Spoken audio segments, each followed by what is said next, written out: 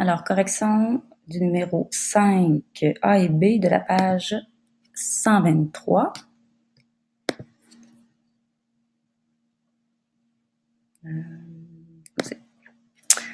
Alors, voici deux terrains évalués à 65 $ par mètre carré. Première, là, j'ai uniquement le terrain A. Quel est l'aire du terrain A? Alors, je vais commencer par calculer l'aire du terrain A. Pour ce faire, je vais le découper. Alors, c'est un polygone non régulier, donc qui est coupé en deux polygones bien connus. J'ai ici un triangle isocèle et j'ai ici un rectangle. Donc, ce sera l'aire du triangle plus l'aire du rectangle. Alors, c'est ce que je cherche. Pour trouver l'aire du rectangle, ça me prend la base fois la hauteur. J'ai déjà la hauteur, mais il me manque une partie de la base. Donc, il me manque toute cette section ici que je vais appeler B. Ensuite, pour ce qui est la partie du haut, donc le triangle isocèle, j'ai également besoin de la base. Donc, je vais pouvoir l'utiliser lorsque je l'aurai trouvé. Et j'ai besoin également de la hauteur, donnée que je n'ai pas.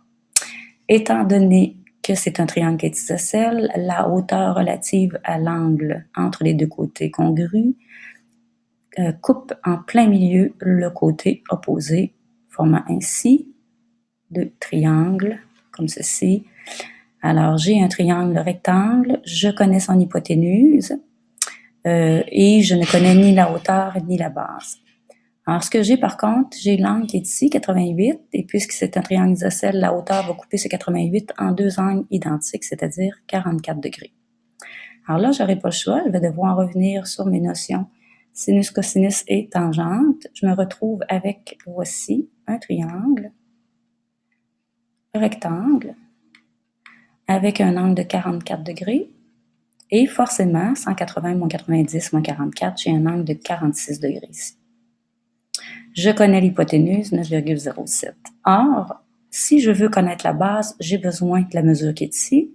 Et si je veux connaître la hauteur, ici, j'aurai besoin également de celle-ci. Alors, je vais commencer par la hauteur, H, ici. Donc, si je veux connaître cette hauteur, j'ai un angle. J'ai le côté opposé à je ne connais pas le côté opposé à cet angle et je connais l'hypoténuse. Donc, on va utiliser le côté opposé sur l'hypoténuse, c'est-à-dire sinus. Alors, sinus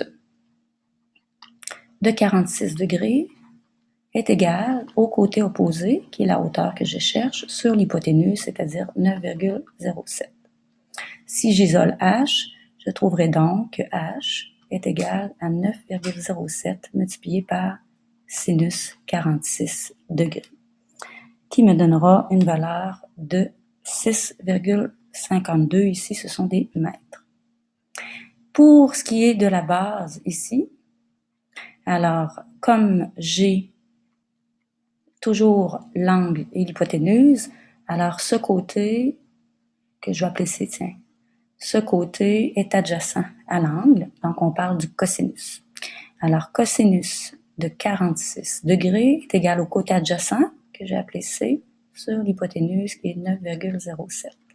Si j'isole la mesure de C, ça me donnera 9,07 multiplié par cosinus de 46 degrés, va me donner cette valeur de C, qui est environ 6,30. Donc ici, c'est environ 6,30 mètres. Maintenant que j'ai mes deux valeurs, on sait que la valeur de B, qui est ici, est le double de ma valeur que j'ai trouvée ici.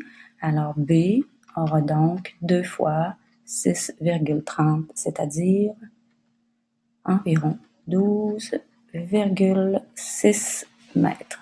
Maintenant que j'ai toutes mes valeurs, il me reste à faire mon calcul de l'aire du triangle, qui est base fois hauteur divisé par 2. Ma base étant la valeur de B que j'ai trouvée, 12,6. Ma hauteur que j'ai trouvée avec mon sinus, 6,52. Le tout divisé par 2. Ensuite, l'aire de mon rectangle, qui est la grande base, on va l'appeler un grand B, multiplié par la hauteur. Alors, la grande base, elle est constituée de la petite que j'ai trouvée ici, c'est-à-dire 12,6, plus la petite base, plus la portion qui est ici, 7,41, et le tout multiplié par la hauteur du rectangle qui est de 5,87. Au total, la somme des deux me donne 157,15 mètres carrés. Maintenant que j'ai l'aire de mon polygone, je sais qu'il coûte 65 $ par mètre carré. Alors, pour la question B, j'aurai donc mon 157,15 mètres carrés multiplié par 65 $ par mètre carré, ce qui me donnera un grand total de 10 307 $ et 22.